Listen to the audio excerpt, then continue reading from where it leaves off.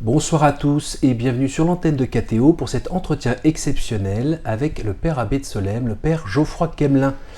43 ans, vous venez d'être élu par vos pairs et vous êtes aussi responsable de la congrégation de Solesmes.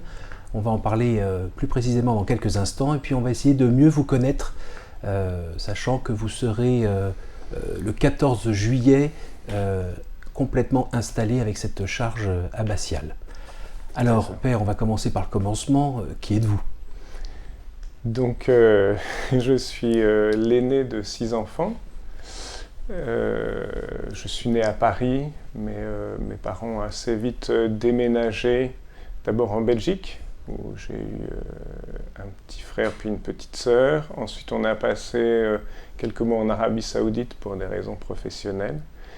Et puis ensuite, nous sommes rentrés en région parisienne, où nous avons habité à Boulogne, et c'est là que les 3 derniers sont nés. Et assez vite, on a déménagé ensuite à Ville-d'Avray, où je suis resté tout le temps. J'ai été scolarisé à Versailles, à Saint-Jean-de-Béthune, aujourd'hui Saint-Jean-d'Ulst, où d'ailleurs était scolarisé aussi le père Dupont, mon prédécesseur. Voilà, et puis après, j'ai fait 2 années de prépa chez les Jésuites à Ginette. Je voulais rentrer au monastère après ma spé, et puis mon père n'a pas voulu. Il a écrit au père abbé de Fongombault une lettre dont j'ignore le contenu, mais en tout cas qui a fait que le père abbé m'a demandé d'attendre encore 1 an. Vous aviez 19 ans ? J'avais 19 ans, c'est ça, exactement. Ça a été un peu dur, hein. Je me souviens...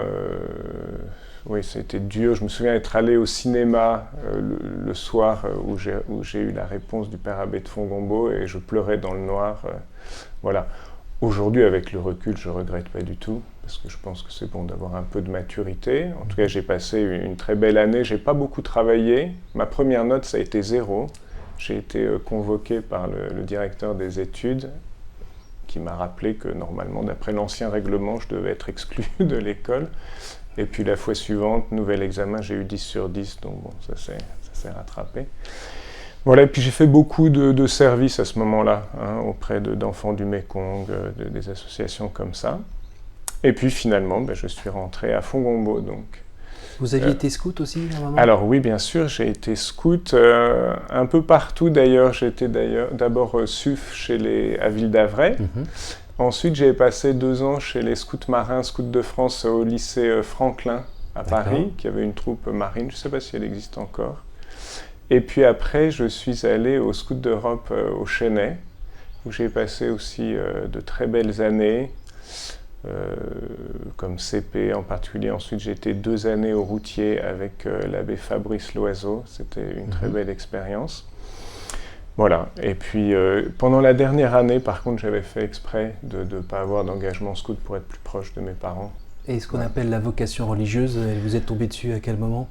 Alors c'est compliqué, je pense que depuis tout petit, je voulais devenir prêtre. Mais je ne sais pas trop pourquoi, parce que très honnêtement, je m'embêtais à la messe. Voilà, mais j'avais ce désir, j'en parlais quand même à mes parents, qui s'en souviennent bien, et j'ai même des vieilles photos où on me voit en train de marcher sur la plage, et puis une amie des parents avait noté au dos Geoffroy se demandant où est-ce qu'il serait prêtre, voilà. Et donc voilà, les scouts effectivement m'ont beaucoup apporté, et j'appréciais beaucoup, c'était prenant, hein. Au Chesnay, on avait un week-end tous les 15 jours, donc... Et puis pour les routiers, j'étais en prépa, donc assez occupé, mais c'était très important pour moi. Et l'appel à la vie monastique est quand même donc l'appel à la vie monastique, oui, donc je vous ai répondu à propos du sacerdoce. Mon père, en fait, avait 2 cousins qui étaient moines à Fongombault à l'époque, qui sont maintenant à Wisk, et donc il m'emmenait pas très souvent, mais de temps en temps, et j'avais ces 2 images dans mon cœur. Un peu plus tard... j'ai eu un professeur de latin en 5e avec qui j'ai été très lié et qui m'a emmené au Barou. Et j'ai été très touché aussi par la liturgie au Barou. Et je pense que c'est de là que datent un peu mes premiers désirs de vie monastique. D'accord. Et ensuite, en première, je suis allé faire une retraite de Saint-Ignace brève de 5 jours, hein, prêchée par l'abbé Loiseau en particulier. Et c'est là que vraiment j'ai eu ce désir de la vie monastique et que je me suis dit c'est ça. Voilà, et après assez rapidement j'ai demandé à rencontrer le père maître de Fongombo. Mais bon, j'avais 16 ans je pense à cette époque-là, donc il fallait quand même attendre un peu. Voilà, mais les choses ont grandi, ont évolué petit à petit, sans phénomène mystique, sans apparition, sans voix. Mais c'était vraiment un désir qui était au fond de mon cœur, de plus en plus fort. Il me semble que nous ne sommes pas à Fongombo. Oui, alors effectivement, je suis rentré à Fongombo en septembre 99, mais assez vite en fait, je ne m'y suis pas trouvé à l'aise. En particulier à cause de la liturgie. Vous savez que c'est la liturgie du missel de 62 là-bas. Et c'est ce missel effectivement que je fréquentais quand j'étais au scout et à la paroisse Notre-Dame des Armées à Versailles. Mais assez vite, en réfléchissant, je me suis dit que c'était pas ça que je voulais pour toute la vie. À Fongombo, on m'a beaucoup appris la tradition de Don Guéranger, le charisme de Don Guéranger, de Don Delade, de Mère Cécile Bruyère. Et j'ai pris conscience qu'en fait, il fallait vraiment être au cœur de l'Église pour recevoir à plein la grâce, parce que c'était elle qui savait vraiment par quelle parole s'adresser au Christ qui est son époux. Et ça, j'en ai eu de plus en plus conscience. Et donc, le fait qu'il ne célébrait pas avec le missel romain le même missel que le pape, le même missel que les évêques, ça a fini par me gêner. En tout cas pour moi. Que eux fassent ce choix, très bien, ça ne me dérange pas, mais pour moi, pour m'engager pour ma vie, ça ne me convenait plus. Donc il fallait corriger cette petite erreur d'aiguillage dont j'étais responsable, mais qui m'apparaissait de plus en plus gênant. Et donc, il a fallu que je me décide de quitter Fongombo pour aller à Solesmes. Ça a été très compliqué parce que je ne connaissais pas Solesmes, j'y avais passé 3 jours, ça me paraissait comme un peu bref pour m'engager pour la vie. Oui. Du côté du père maître, du père abbé de Fongombo, à la fois ils étaient gênés par ce désir qui était en moi, et ils voyaient que j'étais observant. Donc voilà, une fois j'ai décidé de faire le changement, et puis la veille de partir, j'avais plus d'appétit, je me sentais vraiment mal, donc j'ai demandé, écoutez, non, finalement, je vais pas faire ce voyage. Et puis au bout d'un moment, 3 mois après ou 4 mois après, j'ai vraiment fait le passage. Mais donc ça a été 2 années à la fois très belles parce qu'il y avait cette belle vie monastique authentique que j'apprécie beaucoup, et à la fois compliquée parce que je me sentais pas à ma place, je sentais qu'il y avait un changement à faire. Et j'ai eu du mal à le faire. Mais aujourd'hui, écoutez, je suis pleinement heureux à Solesmes, et je dis même que je ne regrette pas du tout l'expérience. Je regrette ni d'être passé par Fongombo, ni d'avoir quitté Fongombo pour venir à Solesmes. Vous avez été là, vous avez été prieur pendant 6-7 ans 7 ans. 7 ans. Et puis là, récemment, au mois de mai, les frères ont dit... Alors, le père abbé a dit qu'il arrêtait. Voilà, c'est un processus... Alors, assez long, c'est le 18 avril, je crois, que le père abbé a annoncé à la communauté qu'il avait remis sa charge au Saint-Père et que le Saint-Père l'avait accepté, et que le père abbé avait fixé l'élection au 17 mai. Alors, pour être très honnête, moi j'étais au courant de cette décision du père abbé depuis bien longtemps, même si, c'est vrai, on attendait aussi quand même la décision du Saint-Père qui aurait pu, dans l'absolu, assez peu probable, demander au père abbé de rester. Mais donc, le père abbé m'avait dit à peu près 1 an à l'avance qu'il avait décidé de remettre sa charge, et donc il y aurait une élection vers le mois de mai 2022.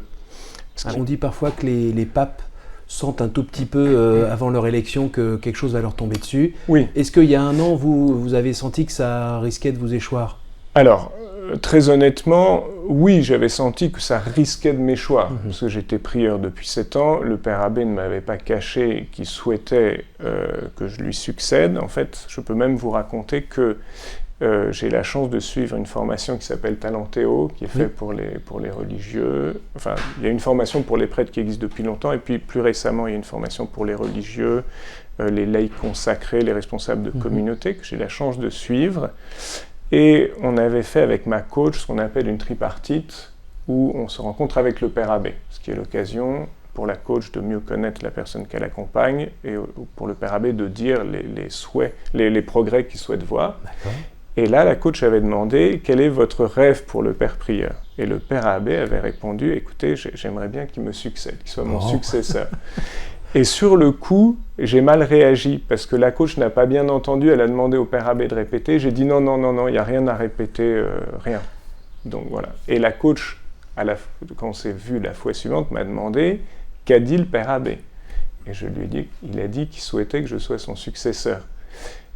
Et elle m'a dit, la manière dont vous avez réagi montre que ça ne va pas. Il y a quelque chose qui n'est pas en place chez vous par rapport à ça, et donc il faut qu'on travaille ça ensemble. Et donc elle m'a appris à gagner en liberté par rapport à ça, c'est-à-dire que ça ne m'appartenait pas, la décision ne m'appartenait pas, mais aux moines de Solesmes et aux pères abbés de la congrégation, et comment il fallait que je sois libre par rapport à ce choix, que ce soit moi, que ce soit un autre, que je sois libre par rapport à ça, parce que c'était le Saint-Esprit qui choisissait. Donc on a travaillé là-dessus, et aussi on a travaillé sur ma légitimité. Si effectivement c'était moi qui étais élu, que je me sente légitime et que je ne sois pas complètement angoissé et incapable d'agir.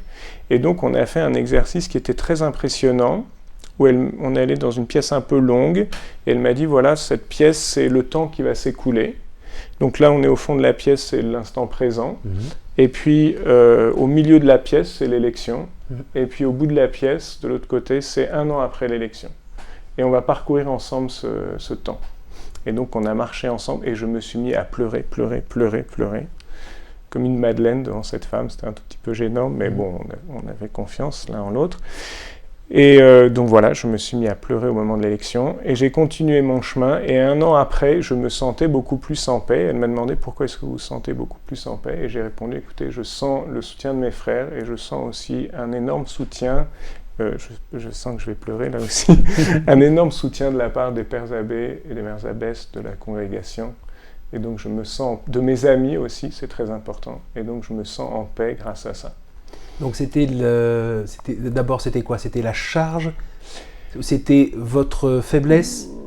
Les deux. L'humilité? Ma faiblesse par rapport à la responsabilité énorme que peut représenter une congrégation qui compte 600 moines, 200 moniales, présente sur 3 continents, alors que j'étais qu'un petit prieur, j'ai aucune... Vous voyez, ce qui est un peu impressionnant dans la congrégation de Solesmes, c'est que on devient père abbé de Solesmes et en même temps président de la congrégation. Déjà, devenir père abbé, c'est beaucoup. Prendre en plus la responsabilité des moniales, de Sainte-Cécile surtout, mais aussi toute la congrégation, et puis de prendre la responsabilité de toute la congrégation, c'est vrai que c'est énorme, il faut bien le dire. Alors que dans les autres congrégations bénédictines en général, ou toutes même, on élit un père abbé qui a déjà de l'expérience comme père abbé président. Chez nous, c'est pas comme ça, ça a aussi son avantage. Le fait en particulier d'être enraciné dans un lieu, dans une tradition qui est Solesmes. Voilà. Mais chez nous, on monte d'une certaine manière 2 marches ou 3 marches d'un coup. Et alors le fait d'être prieur permet déjà de voir un petit peu à quoi ça ressemble de plus près? Oui. Ou finalement tout ça, ça ressemble pas à ce qui se passe en vrai quand on est assis dans la chair et bam, ça vous tombe dessus. De toute façon, ça m'est tombé dessus, je vais vous dire. J'étais préparé par cette expérience avec la coach, j'étais préparé par le père abbé qui m'a prévenu.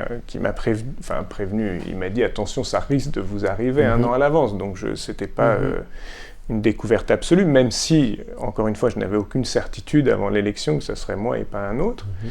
Il n'empêche que je n'ai pas dormi pendant les 3 premières nuits.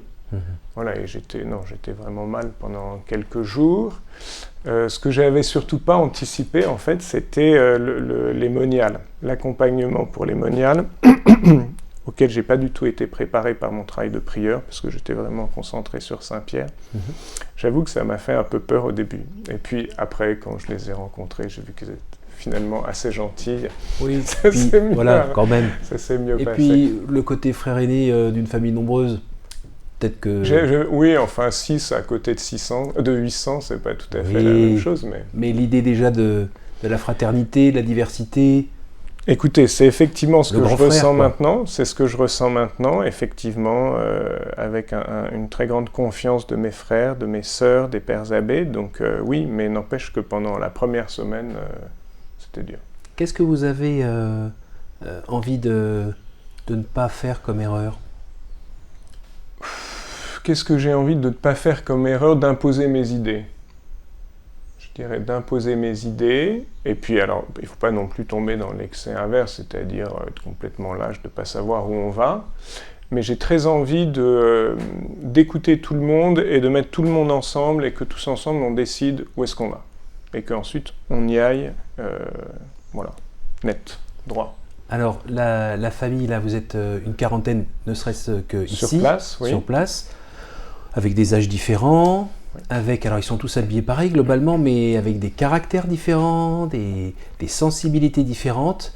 Comment on fait ? Eh bien, on se fait aider, on se fait entourer, et donc j'ai nommé très rapidement après l'élection un prieur et un sous-prieur, et puis on a un conseil aussi élu par la communauté. Et je suis très content du père prieur et du père sous-prieur que j'ai choisi, qui sont très complémentaires à la fois entre eux et avec moi. Mon père prieur, le père Thierry Barbeau, est quelqu'un qui sent très très bien les situations, les personnes, qui est très attentif à chacun. Et ça, je m'appuie énormément sur lui, parce que voilà, il voit beaucoup de choses que moi je ne vois pas, et donc on échange beaucoup, on est très en confiance.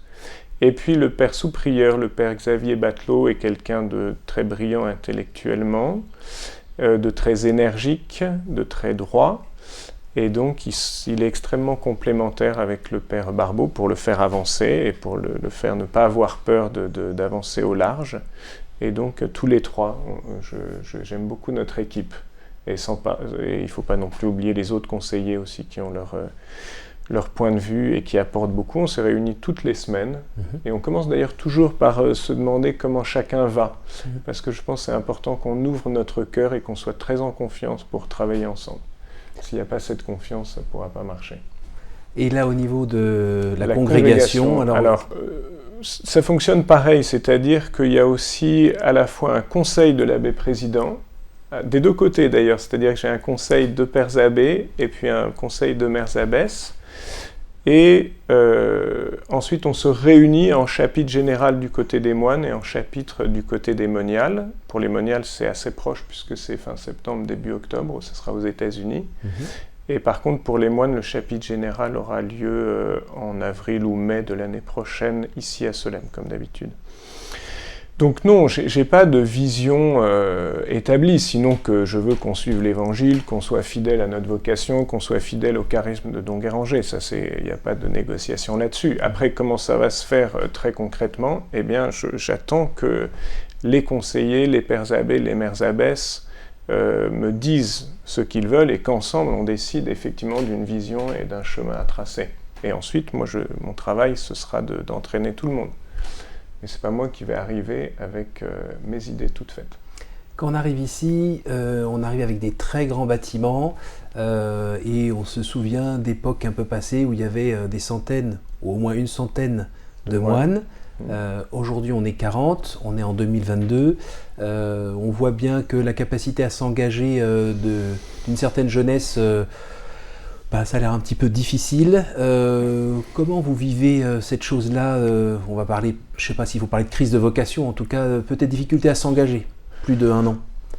Oui, effectivement, on est tous les jeunes d'aujourd'hui, mais nous aussi, on a nos blessures qui viennent de la société contemporaine, qui est une société de l'immédiateté, qui n'arrive pas à avoir des racines. Donc ça, on en est tous victimes. Mais je ne sais pas si c'est davantage les jeunes qui sont à l'extérieur que nous.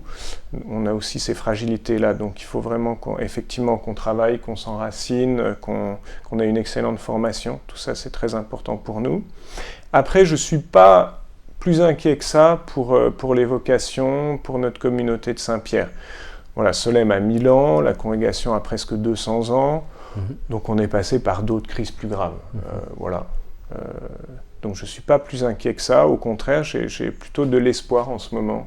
On a beaucoup de jeunes qui frappent à la porte, beaucoup de jeunes qui viennent, qui se disent intéressés. Donc c'est une responsabilité pour nous de savoir les accueillir, les écouter, les former aussi, être très attentifs à leurs besoins, savoir leur apporter ce dont ils ont besoin, leur apporter une colonne vertébrale, une armature qui soit suffisamment solide, des racines aussi, pour pas qu'au premier coup de vent ils s'en aillent. Mais voilà, moi je ne suis pas inquiet. Du moment que la vie communautaire, la vie monastique est vraiment authentique, on attirera des vocations et des jeunes. Du moment qu'on prie suffisamment, il y aura du monde. Moi, je ne suis pas inquiet. On est à Solesmes, forcément on pense au chant, à la musique. Oui. Elle a toujours une grande place dans votre vie, la musique ? Oui, alors c'est plutôt la liturgie, c'est-à-dire que voilà, la louange, la prière, c'est notre vocation, c'est notre vocation de bénédictin et de fils de Don Guéranger. Donc c'est ce qu'il y a de plus important pour nous. Saint Benoît dit qu'on ne préfère rien à l'office divin, à l'œuvre de Dieu. Donc c'est très important pour nous. Et puis j'ajoute que c'est épanouissant. Chanter une belle pièce de chant grégorien tous ensemble pour le Seigneur, il n'y a rien qui rend plus heureux que ça. Donc oui, c'est important pour nous. Voilà, on entend garder la tradition, être fidèle à l'héritage reçu et le transmettre. Si en un mot, vous pouviez nous dire quelque chose sur la communauté depuis Don Guéranger jusqu'à aujourd'hui. Qu'est-ce que vous voulez que je vous dise ? Dans les changements, les crises, les progressions, on se situe où ? On se situe où ? On essaye de se situer dans la continuité, sachant qu'effectivement, il y a eu des crises pendant toutes ces années. Par exemple, en 1893, il y a eu une visite apostolique parce qu'après la mort de Don Guéranger, l'abbesse de Sainte-Cécile a pris un rôle très important, qui à mon avis était positif, mais qui pouvait choquer à l'époque où les femmes n'avaient pas de place, pas de place en tout cas dans le gouvernement. Voilà, ça a été une crise, mais qu'on a su traverser. Et puis ensuite, il y a eu les lois anticléricales, avec d'abord les expulsions dans les maisons du village et puis dans les villages alentours. Ensuite, le départ en exil en Angleterre, où les moines sont restés pendant 20 ans sur l'île de Wight. Et puis, il y a 100 ans pile, en 1922, ils sont rentrés. Et ça n'a pas du tout été évident. La police était là, surveillait. Il y avait tout un groupe à l'Assemblée qui poussait les ministres, le ministre de l'Intérieur de l'époque à ne pas accepter le retour des moines. Les moines ont tenu bon. Et ce qui était intéressant, c'est de voir que tous les amis qui étaient sur place, le marquis de Junier, qui était propriétaire de l'abbaye, l'évêque du Mans, étaient extrêmement timorés et essayaient de retenir les moines. Et le père abbé de l'époque a au contraire été extrêmement fort et courageux pour faire rentrer la communauté. C'est lui qui a eu raison, parce que finalement tout s'est bien passé. Voilà, et je suis très fier d'ailleurs de recevoir la bénédiction abbatiale 101 ans, jour pour jour après lui. Voilà, ça me donne un peu d'émotion, excusez-moi. Et pour finir, est-ce que vous pourriez nous dire un mot sur votre devise ? Oui, alors j'ai choisi comme devise Fratres in unum, qui est tiré du psaume 132 qu'on chantait en fait au vêpres le jour de l'élection. Et vous connaissez ce psaume qui dit qu'il est bon, qu'il est agréable, qu'il est heureux de vivre en frères tous ensemble. Et donc j'ai choisi ces quelques mots en latin, c'est Fratres in unum. Alors, je suis un peu gêné de traduire ça « frères ensemble » parce que je trouve que c'est très appauvrissant comme sens. Il s'agit, oui, de vivre ensemble, mais en fait, le « in unum » latin dit qu'on est tous tournés vers Dieu. Et ça indique notre dimension contemplative, qui est d'ailleurs, en fait, le vrai sens de notre unité. Pourquoi est-ce qu'on est ensemble ? Parce qu'on est tous frères, on est regroupés autour d'un même Père, qui est le Père, qu'on est tous frères du Christ. Et pourquoi est-ce qu'on est tous frères du Christ et enfants de Dieu ? Parce qu'on a le Saint-Esprit tous qui habite dans notre cœur. Donc il y a une très forte dimension contemplative et théologale dans cette devise.